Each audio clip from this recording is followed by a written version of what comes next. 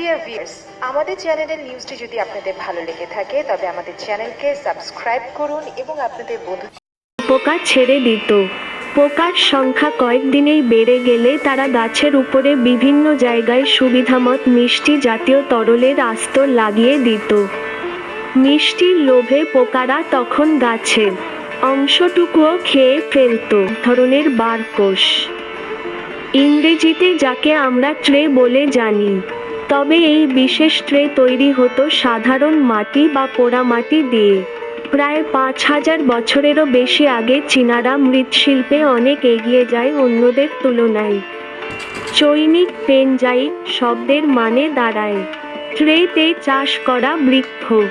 ছোট ছোট ট্রেতে বামনাকৃতির গাছ বৃদ্ধির সাথে সেখানে পাথর, মাটি আর ঘাস দিয়ে ছোটখাটো একটি ভূদৃশ্যের অবতারণা করা হতো। চীনারা ইচ্ছে করেই বনসাই গাছগুলোকে এমনভাবে বাঁধতেন আর ছাঁটাই করতেন যেন এগুলো দেখে বয়স্ক মনে হয়।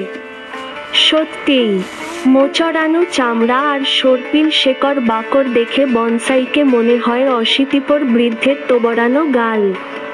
অনেকে আবার মনে করেন তাও ধর্মের লোকেরা ইচ্ছাকৃতভাবে গাছের ডালপালা, কাণ্ড আর শেকড়ের গঠন এভাবে তৈরি করেন যেন তা চীনদেশের পৌরাণিক ড্রাগন, সাপ ও অন্যান্য জীবের সাথে মিলে যায়।